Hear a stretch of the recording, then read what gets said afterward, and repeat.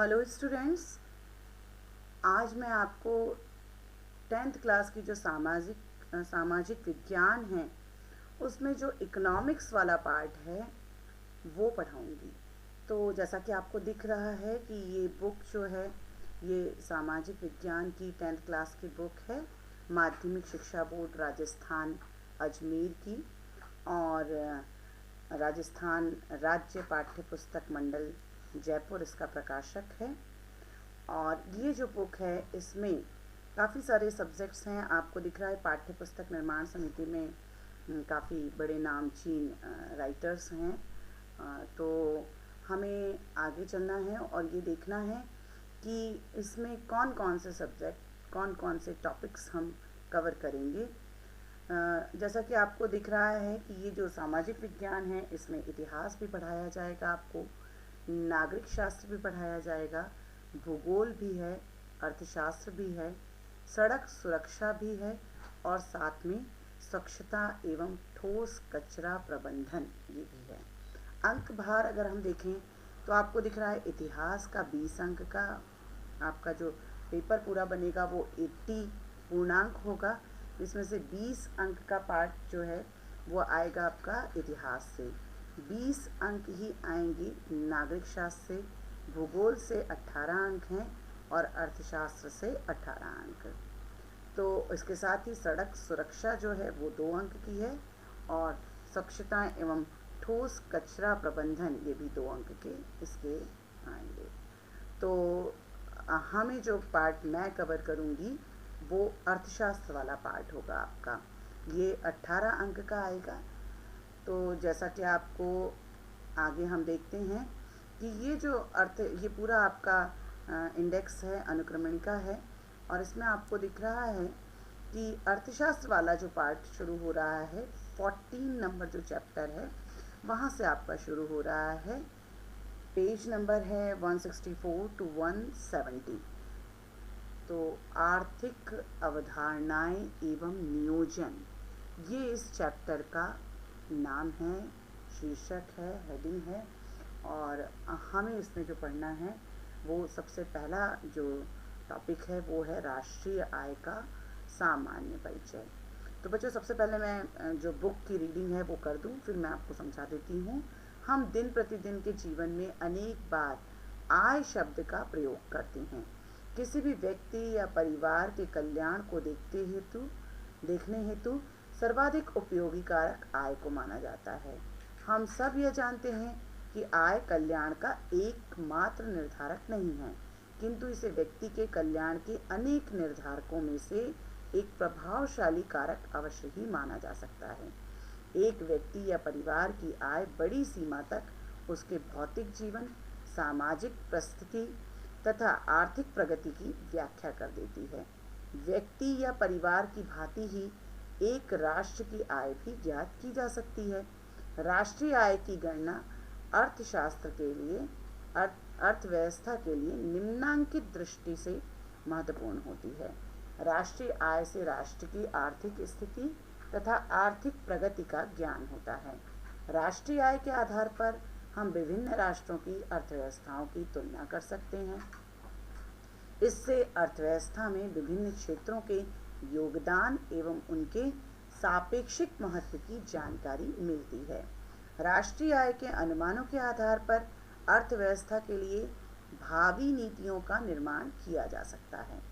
तो बच्चों सबसे पहली चीज़ तो ये हुई कि राष्ट्रीय आय। आपने देखा है कि हम सामान्य जीवन में क्या करते हैं, आय शब्द का बहुत बार प्रयोग करते हैं ना, इसकी आय इतनी है, इनकम, जिसको इंग्लिश में क्या कहते हैं, इनकम। तो एक व्यक्ति की आय कितनी है उसके आधार पर हम क्या कहते हैं कि भाई इस व्यक्ति की आय ज़्यादा है तो इसका मतलब ये बड़ा सुखी है। यानी जो परिवार का कल्याण होता है कि भाई इस परिवार के लोग क्योंकि अपनी सभी आवश्यकताओं को पूरी कर पाते हैं, बहुत सारी आवश्यकताओं को वो पूरी कर लेते हैं। हालांकि सभी आवश्यकता तो किसी की भी पूरी नहीं हो पाती, लेकिन वो अपनी मैक्सिमम आवश्यकताओं को पूरी कर लेते हैं, तो हमको लगता है ये बहुत सुखी परिवार है। तो परिवार के कल्याण को देखने के लिए हम क्या करते हैं, किससे पता करते हैं कि उस परिवार की आय कितनी है। अब लेकिन ये भी हम जानते हैं कि अनेक बार ऐसा होता है कि केवल आय ज़्यादा हो उसके आधार पर भी हम नहीं कहते कि इस परिवार के सभी लोग सुखी हैं। अनेक परिवार आपने ऐसे भी देखे होंगे जिनकी इनकम तो बहुत ज़्यादा है, लेकिन उनके यहाँ बहुत तरीके की जो गलत जो बातें होती हैं वो भी हो रही हैं। जैसे जो स्त्री वर्ग है उनको प्रताड़ित किया जा रहा हो, लड़कियों को बाहर नहीं निकलने दिया जा रहा हो, पढ़ने से रोका जा रहा हो, या अपनी बात कहने से रोका जा रहा हो, तो वहाँ की महिलाएं निश्चित रूप से सुखी नहीं होंगी। तो ऐसा नहीं है कि हम ये कहें कि केवल आय के आधार पर हम कहें कि ये बहुत इसका कल्याण हो रहा है, ये बहुत अच्छा सुखी परिवार है, क्योंकि हो सकता है आय बहुत ज़्यादा हो लेकिन वहाँ के लोग बीमार बहुत रहते हों या वो अशिक्षित हों। तो ऐसे में भी हम नहीं कह सकते कि आय ज़्यादा होने के कारण वो परिवार सुखी है। तो एकमात्र निर्धारक आय ही नहीं होती कल्याण की, बल्कि कल्याण को पता करने के लिए हमें आय के साथ साथ अन्य कारकों का भी पता होना चाहिए। लेकिन ये बात निश्चित है कि आय एक प्रभावशाली कारक अवश्य माना गया है। तो आय को क्या माना गया है? एक प्रभावशाली कारक माना गया है। दैट मीन्स क्या हुआ कि अगर हम आय के बारे में बात कर रहे हैं तो इससे हमें क्या पता चल जाता है कि हाँ भाई बहुत ज़्यादा इस परिवार को की आय है, तो इसका मतलब ये सुखी तो होंगे। एक महत्वपूर्ण कारक जरूर माना गया है, यानी एक प्रभावशाली कारक इसे माना गया है। और इसके बाद आता है एक व्यक्ति या परिवार की आय बड़ी सीमा तक उसके भौतिक जीवन, सामाजिक परिस्थिति और आर्थिक प्रगति की व्याख्या कर देती है। क्यों आय महत्वपूर्ण है? क्योंकि जिस परिवार की आय जितनी ज़्यादा होगी उसका भौतिक जीवन उतना ही सुखी होगा। भौतिक जीवन का मतलब क्या हुआ? उसके यहाँ सुख सुविधाओं की उतनी ही वस्तुएं ज़्यादा होंगी। जैसे उसके यहाँ हो सकता है एसी हो, कार हो, फ्रिज हो, टीवी हो, बाकी उसका मकान बहुत अच्छा सा हो, बाकी जो लग्जरियस हो सकता है वो लाइफ जीता हो, तो भौतिक जीवन उसका अच्छा होगा। अब जब भौतिक जीवन अच्छा है तो समाज में भी उसकी प्रतिष्ठा होती है कि भाई ये बड़े रिच लोग हैं, और साथ में उसकी आर्थिक प्रगति के बारे में भी पता चलता है। तो जैसे व्यक्ति या परिवार की आय से हम उसके परिवार की कल्याण के बारे में पता कर लेते हैं, उसकी सामाजिक परिस्थिति के बारे में पता कर लेते हैं, उसी के साथ उसके भौतिक जीवन के बारे में पता कर लेते हैं, उसी प्रकार से एक राष्ट्र की आय से भी हमें बहुत सारी जानकारियाँ मिलती हैं। तो उसी प्रकार से राष्ट्रीय आय भी ज्ञात की जाती है, और राष्ट्रीय आय की गणना बहुत महत्वपूर्ण होती है। ये जो आपका राष्ट्रीय आय की गणना का महत्व है, अगर हम देखें तो उसकी बहुत इम्पोर्टेंस है कि हमें पता होना चाहिए कि हम राष्ट्रीय आय का ये जो चैप्टर पढ़ रहे हैं वो क्यों पढ़ रहे हैं, क्यों हमें पता होना चाहिए कि हमारे देश की राष्ट्रीय आय या किसी भी देश की राष्ट्रीय आय के बारे में जानकारी हमारे पास क्यों होना चाहिए। तो एक अर्थव्यवस्था की निम्नांकित दृष्टिकोण से हम बता सकते हैं कि राष्ट्रीय आय क्यों महत्वपूर्ण है। तो पहली चीज़ तो ये हुई कि राष्ट्रीय आय से राष्ट्र की आर्थिक स्थिति का पता चलता है। तो क्या पता चला? राष्ट्रीय आय से हमें राष्ट्र की आर्थिक स्थिति का पता चलता है कि ये देश गरीब है, ये देश अमीर है, या फिर ये बिल्कुल ही पिछड़ा हुआ देश है। वो कैसे पता चला हमें? उस देश की राष्ट्रीय आय को जान करके। जैसे हम जानते हैं कि अमेरिका की राष्ट्रीय आय सर्वाधिक है, इसलिए वो सबसे विकसित देशों में या नंबर 1 पर है। और भी देश हैं, जैसे अमेरिका के साथ साथ आता है आपका जर्मनी आता है, फ्रांस आता है। इन सभी देशों की राष्ट्रीय आय बहुत अधिक है। राष्ट्रीय आय अधिक है, साथ ही इनकी प्रति व्यक्ति आय भी बहुत अधिक है। और इसके आधार पर हमने बताया कि ये देश कैसे देश हैं, विकसित देशों की श्रेणी में आते हैं। लेकिन भारत है, पाकिस्तान है, इसके साथ बांग्लादेश है, और साथ में आपका श्रीलंका है, ये सब देश क्या हैं? उतने संपन्न नहीं हैं जितने कि अमेरिका जैसा देश है। तो ये हमने कैसे पता लगाया, कैसे हमें पता चला देशों की आर्थिक स्थिति के बारे में? राष्ट्रीय आय से। इसके बाद आता है राष्ट्रीय आय के आधार पर हम विभिन्न राष्ट्रों की अर्थव्यवस्थाओं की तुलना कर सकते हैं। अर्थव्यवस्थाओं की तुलना करने में क्या महत्वपूर्ण है? यही आपकी राष्ट्रीय आय, यानी हमें ये पता चलता है कि कौन सा देश विकसित है, कौन सा देश किसके मुकाबले ज़्यादा अच्छी कंडीशन में है। जैसे मैंने बात बोली कि अमेरिका भारत की तुलना में ज़्यादा आर्थिक स्थिति उसकी अच्छी है, ज़्यादा अच्छी कंडीशन में है। तो ये तुलना हमने कैसे करी? राष्ट्रीय आय के आधार पर करी। इसके साथ ही हमें क्या जानकारी मिल जाती है कि इससे अर्थव्यवस्था के विभिन्न क्षेत्रों के योगदान एवं उसके सापेक्षिक महत्व के बारे में पता चल जाता है। तो क्या पता चलता है? विभिन्न क्षेत्रों के योगदान और उनके सापेक्षिक महत्व की जानकारी हमें किससे मिलती है? राष्ट्रीय आय से ही मिलती है। अब विभिन्न क्षेत्र कौन कौन से हैं? तो बेटा विभिन्न क्षेत्र का मतलब होता है कि एक आपने प्राथमिक क्षेत्र के बारे में शायद पढ़ा हो पहले, अगर नहीं पढ़ा तो मैं आपको बता दूं। प्राथमिक क्षेत्र कौन सा क्षेत्र है? जहां पर कृषि व कृषि से संबंधित क्रियाएं की जाती हैं। यानी अगर राष्ट्रीय आय हम किसी देश की पता कर रहे हैं तो हमें ये भी पता चल जाता है कि उस देश की राष्ट्रीय आय में प्राथमिक क्षेत्र का कितना योगदान है, द्वितीय क्षेत्र जिसे विनिर्माण क्षेत्र भी कहते हैं उसका कितना योगदान है, और तृतीय क्षेत्र जिसे सेवा क्षेत्र भी कहते हैं उसका कितना योगदान है। यानी हम इनका सापेक्षिक महत्व, यानी हम ये बता सकते हैं कि सबसे ज़्यादा किसका योगदान है, सबसे कम किसका योगदान है। जैसे भारत की बात करें तो सबसे ज़्यादा योगदान किसका होता है? तृतीय क्षेत्र जिसे सेवा क्षेत्र कहते हैं उसका सबसे ज़्यादा योगदान है भारत की राष्ट्रीय आय में, और सबसे कम योगदान किसका है? कृषि क्षेत्र का। तो ये हमें कैसे पता चला? क्योंकि हमने राष्ट्रीय आय की गणना की है। हमें पता है कि राष्ट्रीय आय जो हमारे पास प्राप्त होती है वो विभिन्न क्षेत्रकों की आय का योग होती है। तो ये जो हमें सापेक्षिक महत्व पता चलता है वो भी हमें किससे पता चलता है? इसी राष्ट्रीय आय से पता चलता है। फिर राष्ट्रीय आय के जो अनुमान लगाए जाते हैं उसी के आधार पर हमें क्या पता चलता है कि अर्थव्यवस्था के लिए भावी नीतियों का निर्माण भी इसी के आधार पर किया जाता है। अब राष्ट्रीय आय के अनुमान लगा लिए, सरकार ही लगवाती है राष्ट्रीय आय के अनुमान। तो जब सरकार को ये पता चल गया कि भाई राष्ट्रीय आय पता चल चुकी है और इसमें हमें ये भी पता चल चुका है कि कृषि क्षेत्र का कितना योगदान है, विनिर्माण क्षेत्र का कितना योगदान है, सेवा क्षेत्र का कितना योगदान है, और हमारे देश की राष्ट्रीय आय कम है तो उसे कैसे बढ़ाना है, और कृषि क्षेत्र को कैसे आगे ले जाना है, कैसे क्या कुछ करना चाहिए जिससे कि कृषि क्षेत्र में उत्पादन बढ़े, लोगों को ज़्यादा से ज़्यादा प्रॉफिट मिले, उनके उत्पादन का मूल्य ज़्यादा से ज़्यादा मिले। तो ये जो नीतियाँ बनती हैं वो भी किसके आधार पर बन रही हैं? इसी राष्ट्रीय आय के अनुमानों के आधार पर ही बनती हैं।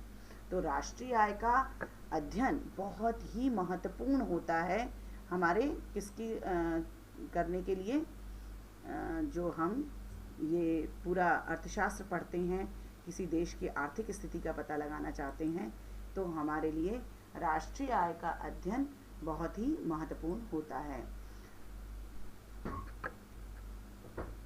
अब इसके बाद आता है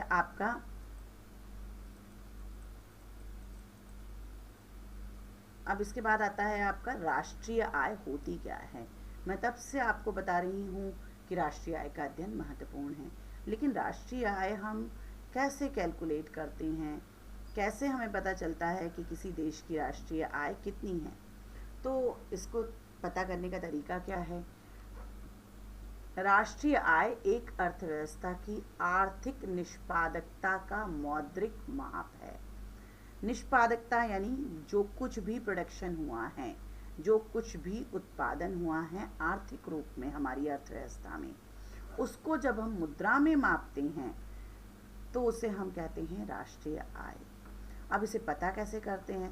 भाई उत्पादन हुआ, मान लो एक देश में उत्पादन हो रहा है 100 लीटर तेल का, इसके साथ ही कपड़ा उत्पादित हो रहा है, मान लो 500 मीटर कपड़ा उत्पादित हो रहा है उस छोटे से देश में, उसके साथ ही अनाज उत्पादित हो रहा है 200 क्विंटल।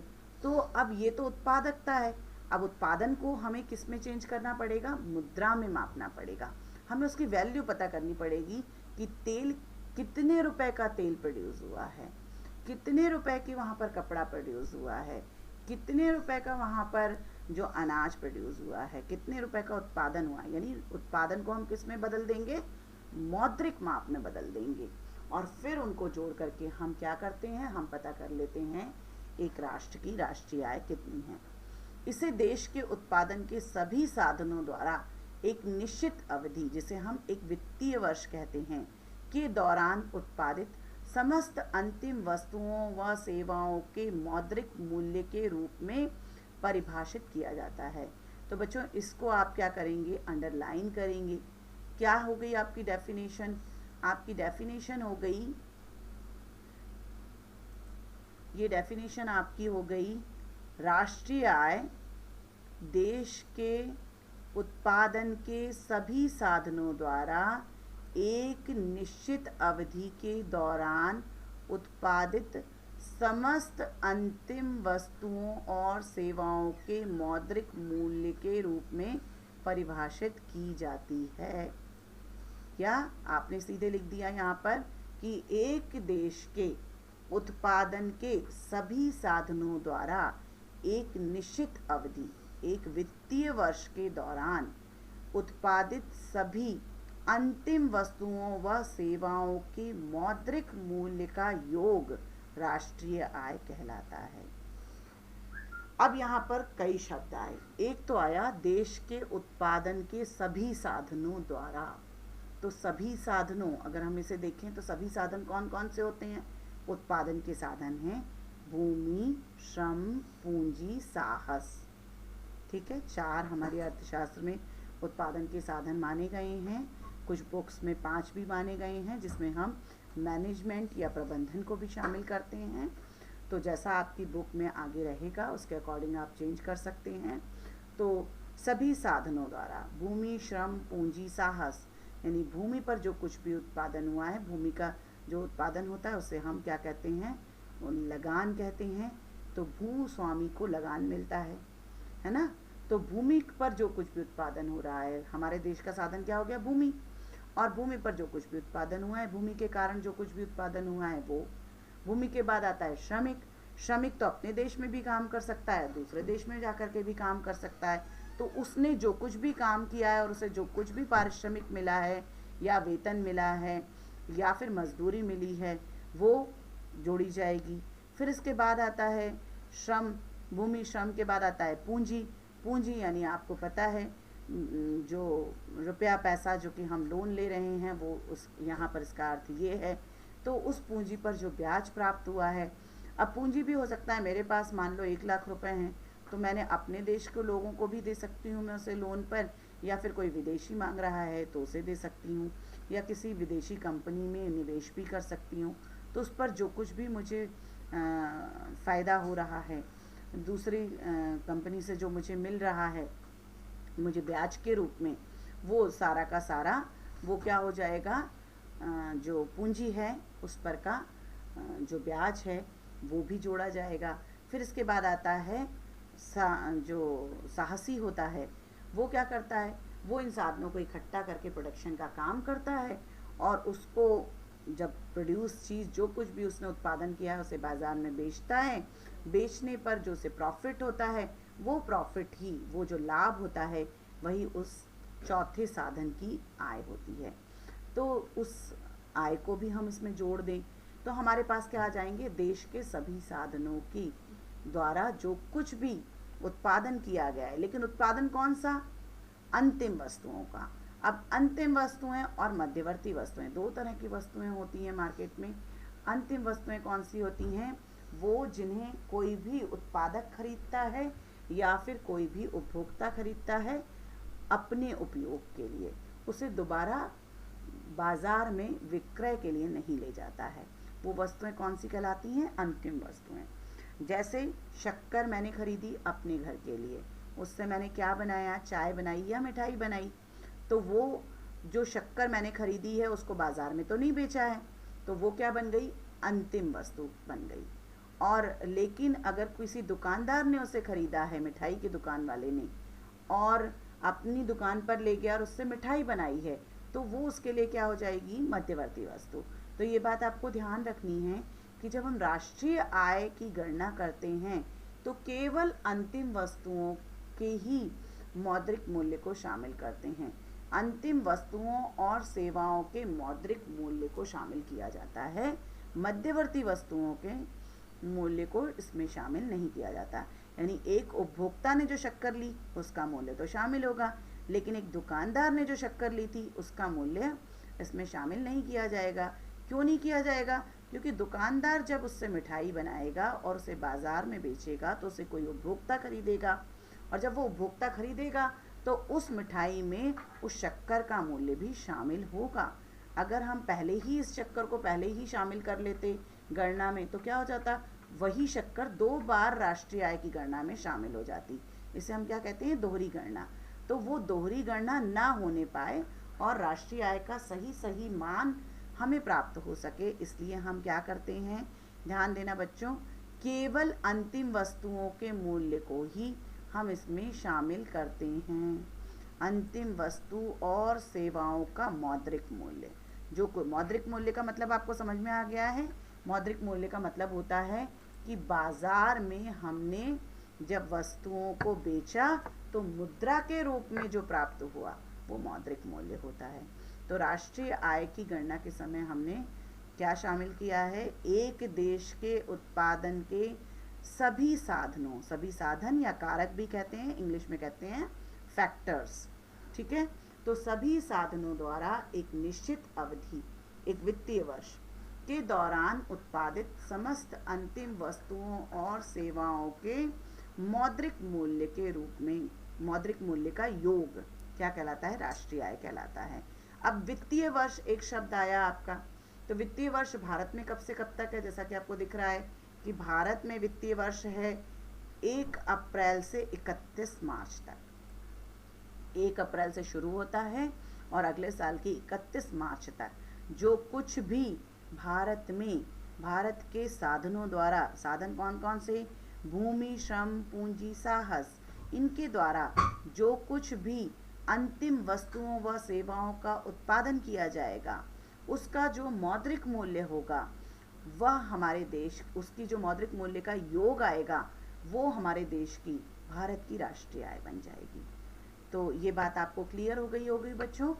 और अब हम आते हैं आगे। ध्यान रहे कि राष्ट्रीय आय में देश की अंतिम वस्तु एवं सेवाओं के मूल्य को ही शामिल किया जाता है। अंतिम वस्तु या सेवा वह वस्तु होती है जिसका उत्पादन प्रक्रिया में पुनः प्रसंस्करण नहीं किया जाता। अब पुनः प्रसंस्करण का मतलब क्या हुआ, जो बात मैंने आपको बताई कि शक्कर मैं लाई तो उससे मैंने अपने घर में चाय बनाई लेकिन बाजार में बेची नहीं है, इसलिए वो अंतिम वस्तु हो गई। लेकिन वही शक्कर अगर मिठाई की दुकान वाला लाया था तो उसने उसका पुनः प्रसंस्करण कर दिया और उससे मिठाई बना दी, तो इसका मतलब उसके पुनः प्रसंस्करण करने के कारण उस वाली शक्कर के मूल्य को हमने राष्ट्रीय आय की गणना में शामिल नहीं किया है। तो ये बात आपको समझ में आ गई। अंतिम वस्तु या सेवा वह वस्तु होती है जिसका उत्पादन प्रक्रिया में पुनः प्रसंस्करण नहीं किया जाता। साथ ही यह भी महत्वपूर्ण है कि राष्ट्रीय आय देश के उत्पादन की सभी साधनों की आय का योग है। देखिए, सभी साधनों की आय का योग, ये 2 आपको बातें याद रखनी है। एक तो सभी साधन, साधन मैंने आपको बता दिए, भूमि, श्रम, पूंजी, साहस, ये सभी साधन हैं। भूमि के ऊपर भूस्वामी को क्या मिलता है, लगान मिलता है। फिर आता है श्रमिक, श्रमिक को क्या मिलता है, मजदूरी मिलती है, या फिर उसको क्या मिलती है, श्रमिक को मिलता है या तो वेतन मिलता है या मजदूरी मिलती है। इसके साथ ही आता है पूंजी, तो पूंजीपति जो होता है वो अपना पैसा किसी को उधार देता है तो उसके बदले में उसे क्या प्राप्त होता है, ब्याज प्राप्त होता है।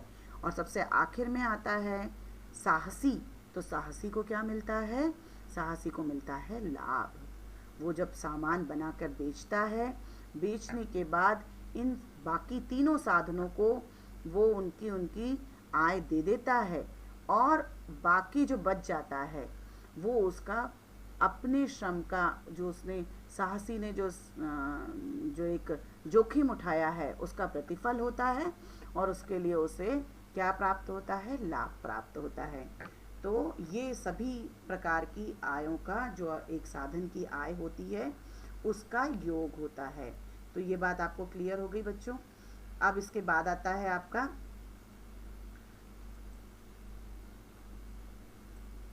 कि ये चीज़ आपको समझ में आ गई। देश के सभी साधन अपने संयुक्त प्रयास द्वारा जितने मूल्य की अंतिम वस्तुएं एवं सेवाएं उत्पादित करते हैं, देश में उतने ही मूल्य की मूल्य वृद्धि का निर्माण होता है। इस मूल्य वृद्धि को सभी साधनों के स्वामियों को वितरित किया जाता है। साधनों को उनकी सेवाओं का पुरस्कार दिया जाता है।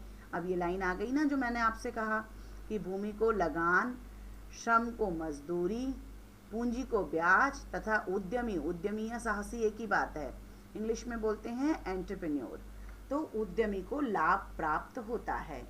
तो ये सभी साधनों ने जो कुछ भी अपने संयुक्त प्रयास से उत्पादित किया था, जितने भी मूल्य की अंतिम वस्तुओं का उत्पादन किया था, उतना ही देश में मूल्यवर्धन हुआ, उतनी ही मूल्य में वृद्धि हुई है।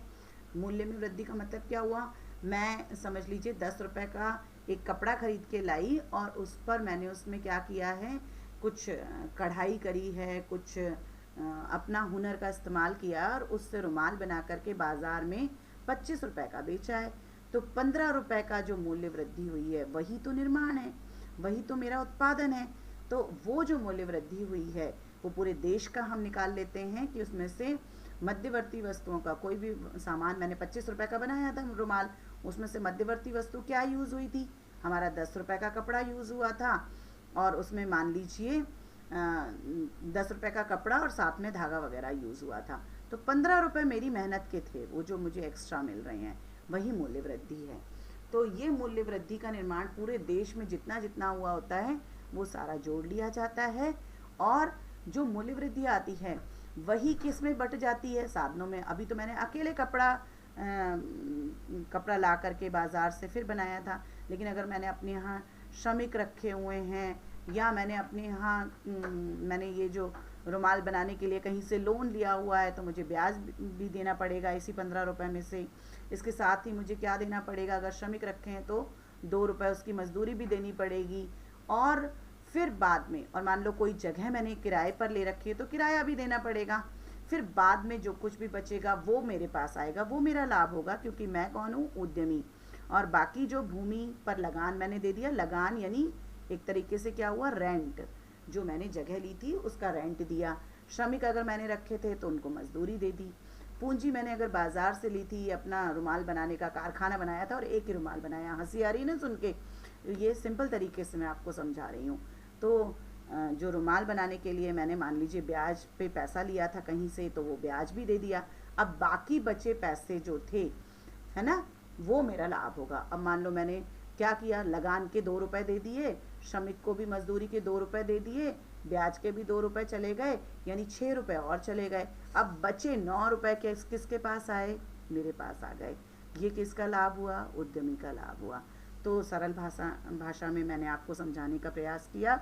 उम्मीद है आपको ये चीज़ क्लियर हो गई होगी कि किस तरह से राष्ट्रीय आय की गणना होती है और किस तरह से जब राष्ट्रीय आय आ जाती है तो वो किस तरह से अलग अलग साधनों के बीच में बंटती है।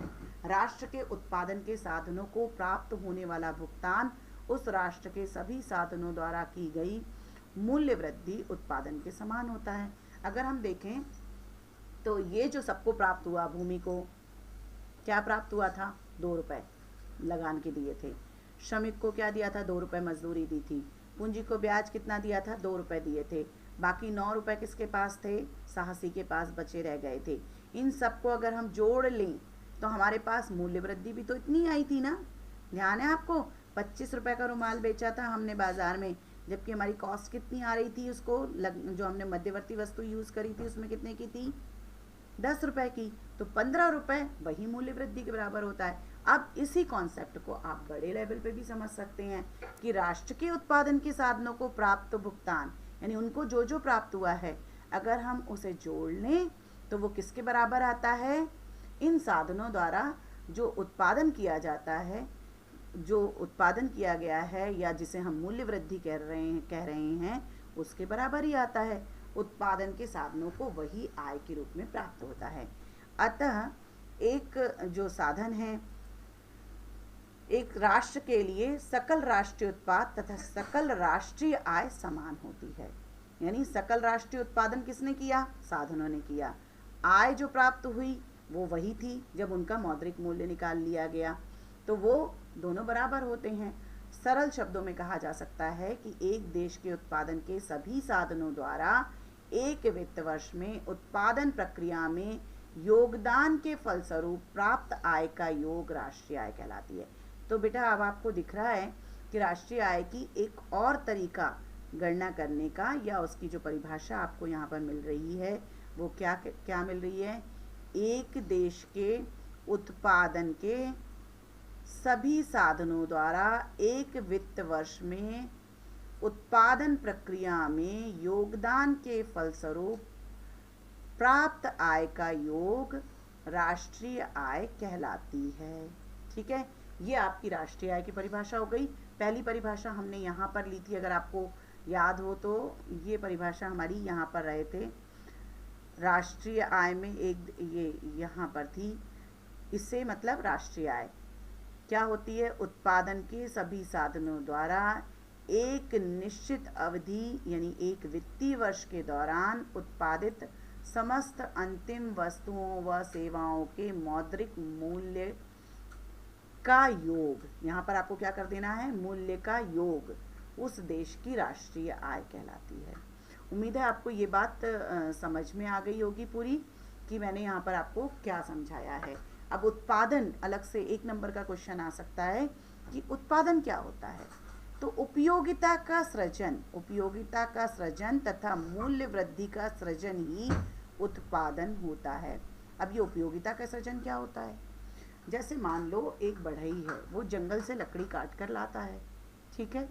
अब लकड़ी अभी कम यूजफुल है, क्या करेगा, लकड़ी काट के लाया है तो हो सकता है वो उसे चूल्हे में जला दे, है ना।